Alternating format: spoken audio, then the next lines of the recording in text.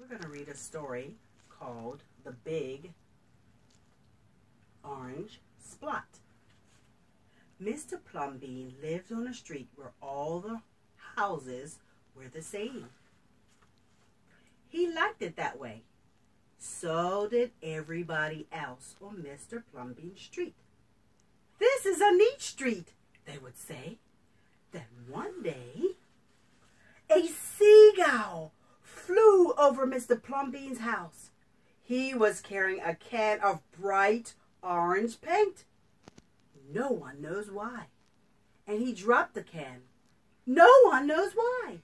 Right over Mr. Plumbean's house. It made a big orange splot on Mr. Plumbean's house. "Oh, too bad," everybody said. "Mr. Plumbean will have to paint his house again." "I suppose I will," said Mr. Plumbean. But he didn't paint his house right away. He looked at the big orange splot for a long time. Then he went about his business. The neighbors got tired of seeing that big orange splot. Someone said, "Mr. Plumbean, we wish you'd get around to painting your house." "Okay," said Mr. Plumbean.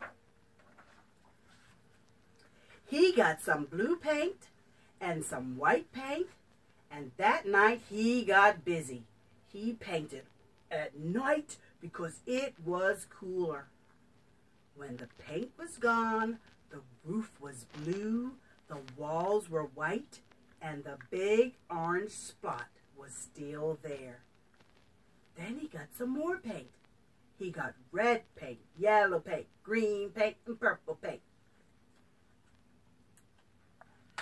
In the morning, the other people on the street came out of their houses. Their houses were all the same, but Mr. Plumbean's house was like a rainbow. It was like a jungle. It was like an explosion. There was the big orange spot, and there were little orange spots. There were stripes. There were pictures of elephants and lions and pretty girls in steam shovels. The people said, "Plumbean has popped his cork, flipped his wig, blown his stack, and dropped his stopper." They went away muttering. That day, Mr. Plumbean bought carpenter's tools.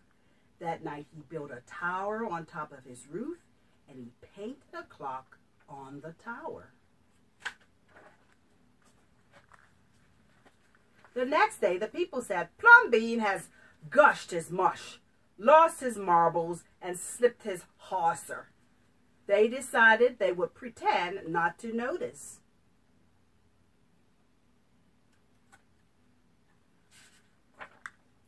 That very night, Mr. Plumbean got a truck full of green things. He painted palm trees, baobabs, thorn bushes, onions, and frangipani. In the morning, he bought a hammock and an alligator. When the other people came out of their houses, they saw Mr. Plumbean swinging in a hammock between two palm trees. They saw an alligator lying in the grass. Mr. Plumbean was drinking lemonade. "Plumbean has gone too far. This used to be a neat street." "Plumbean, what have you done to your house?" the people shouted. "My house is me and I am it. My house is where I like to be, and it looks like all my dreams," Mr. Plumbean said. The people went away. They asked the man who lived next door to Mr. Plumbean to go and have a talk with him. "Tell him that we all liked it here before he changed his house. Tell him that his house was to be the same as ours, so we can have a neat street." There's Mr. Plumbean. The man went to see Mr. Plumbean that evening. They sat under the palm trees, drinking lemonade and talking all night long. Early the next morning, the man went out to get lumber and rope and nails and paint. When the people came out of their houses, they saw a red and yellow ship next door to the house of Mr. Plumbean. Ooh, there it is. "What have you done to your house?" they shouted at the man. "My house is me, and I am it. My house is where I like to be, and it looks like all my dreams," said the man, who had always loved ships. "He's just like Plumbean," the people said. "He's got bees in his bonnet, bats in his belfry, and knots in his noodle." Then one by one they went to see Mr. Plumbean late at night. They would sit under the palm trees and drink lemonade and talk about their dreams. And whenever anybody visited Mr. Plumbean's house, the very next day that person would set out changing his own house to fit his dreams. There's a picture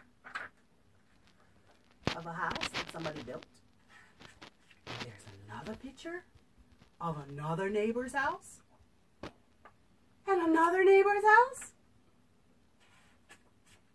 And another neighbor's house.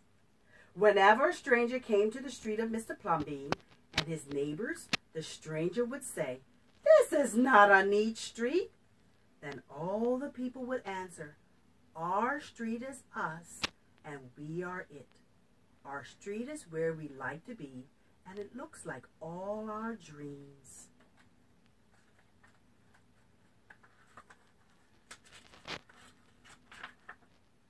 The end. Thank you for spending time with us.